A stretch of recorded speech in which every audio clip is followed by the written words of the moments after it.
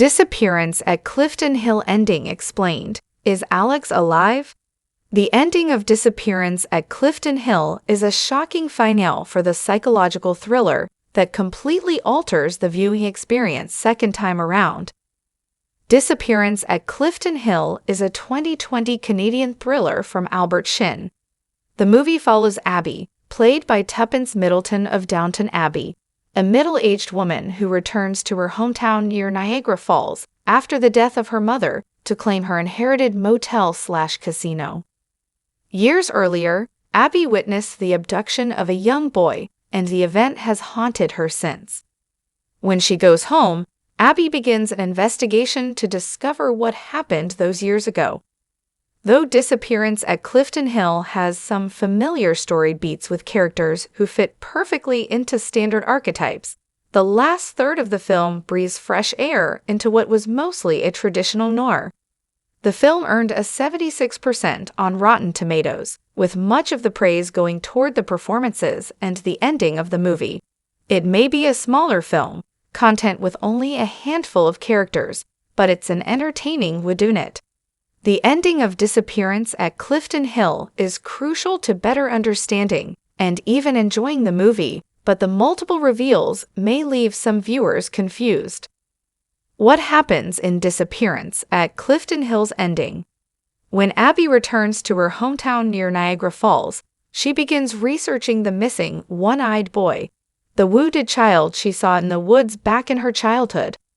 After she meets conspiracy theorist Walter, played by filmmaker David Cronenberg, Abby begins to suspect that the boy she saw is the same as a boy named Alex, who the news reported as taking his own life around the same time. She believes that he did not take his own life and instead, the powerful local family, the Lakes, are actually responsible for the boy's murder. Her snooping leads her to Beverly, Elizabeth Saunders, and Jerry Maxwell McKay-Loco's Mole. When she tracks the elderly couple to their home, she discovers the evidence she needs to prove they and the patriarch of the Lake family, Charles Iui, Eric Johnson, are responsible. All at once, the picture of what happened becomes clear. Alex's magician parents did not care for him, seeing him only as a commodity. He was abused by Charles Iui, and Charles Iui hired the moles to kill him in order to keep his son's activities quiet. Abby reveals all this to the police, and the right people are arrested, though Charles Iui insists on his innocence, as any megalomaniac would. However, at the very end of the movie, an adult man with an eye patch arrives at Abby's motel. He looks at Abby and asks if they've met before, to which Abby responds no. The man glances down at a newspaper with a headline regarding Charles Iui proclaiming his innocence, and the man says Charles Iui is not lying, and he actually saved that boy's life. He walks out, and Abby looks at herself in the mirror as a smile slowly forms across her face. Alex Mullen did not throw himself over the falls. The mystery that Abby wants to get to the bottom of in Disappearance at Clifton Hill is what happened to Alex, a boy that Abby assumes is the same boy she saw in the woods when she was a child. An investigation determined that Alex jumped off a cliff just around the same time Abby ran into the one-eyed boy. However, Abby suspects that it is not the whole story.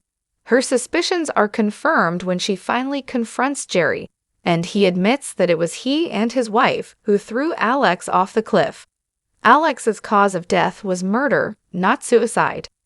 Bev and Jerry Mole worked for the Mullens. Bev and Jerry Mole become prime suspects in Abby's amateur operation because Abby discovers that they worked for the Mullens, Alex's family. The Mullen family was a popular magic act, and the moles worked as their animal trainers. Late in the film, Abby meets with the Mullens, expecting them to be happy someone is trying to find out what happened to their son. Instead, the Mullens tell Abby about the time they forced Alex to confront one of their tigers, a test to see if their boy was ready to perform.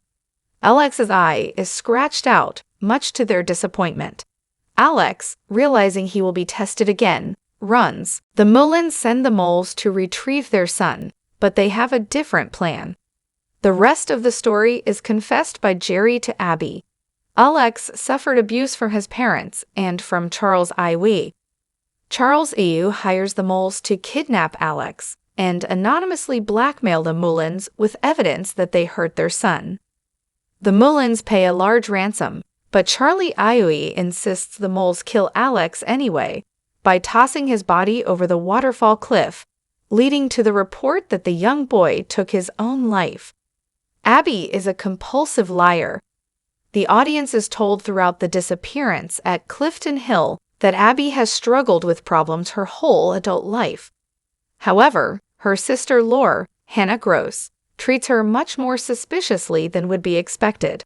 It's not clear why Lore behaves so antagonistically towards Abby until a flashback revealed towards the end of the film. It's shown that for most of Abby's adult life, she has compulsively lied. She is shown doing so to a social worker, her mother, and her sister over and over, and the audience suddenly realizes that perhaps Abby has been an unreliable narrator for most of the film. In fact, the reason that Abby's inherited motel/casino is in such disrepair is that her mother was forced to use the money for upkeep to pay for Abby when her cons were exposed. With this knowledge, everything that has taken place over the course of the film and the events that come after are put in a different light. The man at the end is Alex Mullen. The final reveal in Disappearance at Clifton Hill is quite shocking even if it's not fully explained. Abby is victorious. She finds out what happened to Alex and puts the moles and Charlie Iwe away for good, exposing their crimes to the world. However, as she's working the front desk of her motel, a man with an eye patch walks in and asks if they know each other. She says no, and he offhandedly mentions that Charles Iwe is innocent. The implication is clear: that man is Alex. His eye patch, recognition of Abby, and insider knowledge of Charles Iwe all point to the fact that Alex survived. Charles Lake Iwe did not assist in Alex's murder. With the understanding that Alex has survived, his certain knowledge that Charles Iwe is innocent must mean that he knows something Abby and the audience don't. Because of Abby's penchant for fabricating lies and the uncertainty of what exactly happened 25 years ago in the woods, the real fate of Alex has to be inferred by his survival and loyalty to Charles Iwe. It's already shown that the moles are dangerous people. Bev chains her husband Jerry to the wall, and there are blackmail photos of Alex's injury in their home. The Mullens happily tell Abby about the tiger and Alex. For the most part, Abby has the story correct. However, there are two crucial details that Abby has wrong. Alex was not killed, and Charles Iwe did not abuse him. The man with the eye patch says that Charles Iwe saved that boy, not that he killed him. At some point during the abduction, Charles Iwe came to the rescue of Alex and saved him from the Mullens and the moles, perhaps using his family's wealth to get him out of town. Abby only presumed Charles Iwe abused Alex, making assumptions with little evidence. In fact, Alex may be back in town in order to testify and clear Charles Iwe's name. Why does Abby smile at the end of Disappearance at Clifton Hill? After Abby speaks with the one-eyed man, who is probably Alex, she is shaken and walks into the bathroom.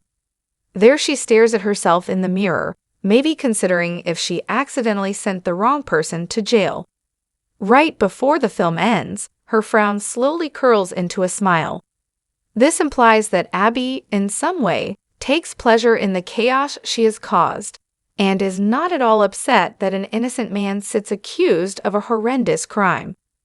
Just like the lies Abby frequently concocted throughout her life, Abby once again finds herself in the middle of another lie, a fascinating story that she herself created.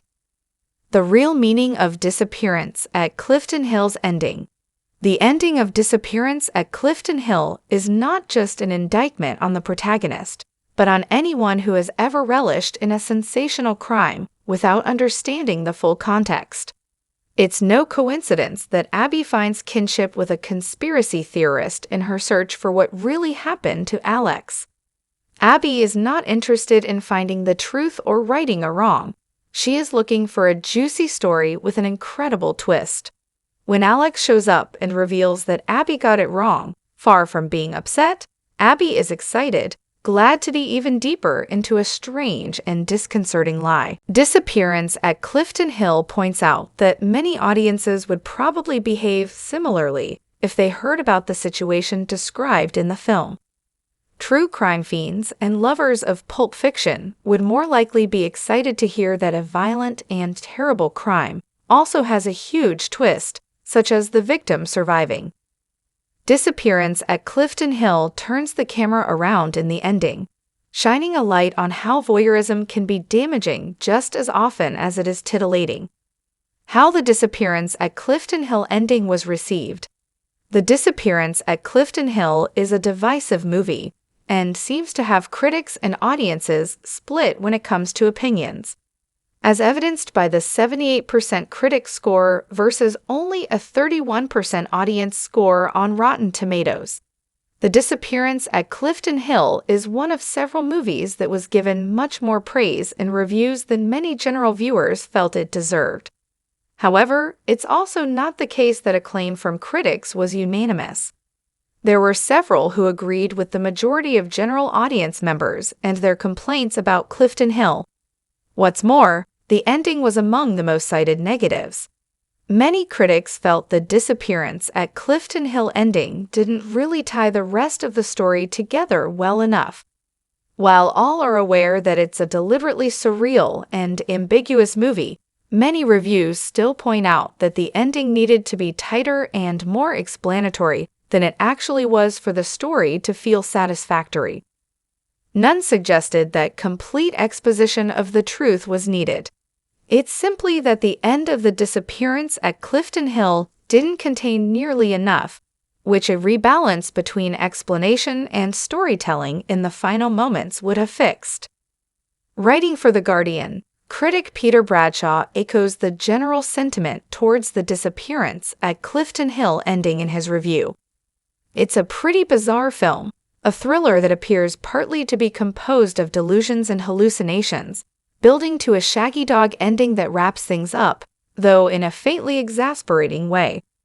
Other critics have had similar complaints. Another example comes from Roger Ebert critic Nick Allen. Allen's review is even less forgiving than Bradshaw's, and when it comes to the ending, this review of the Disappearance at Clifton Hill labels the surreal ambiguity as nowhere near satisfying enough to carry the story.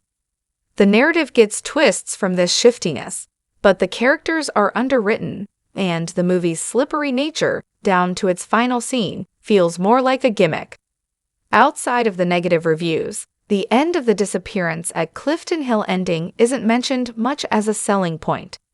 Those who praised the movie focused on the cinematography, performances of the cast, even if the characters themselves weren't liked, and the overall tone of the film, rather than the narrative or final scenes.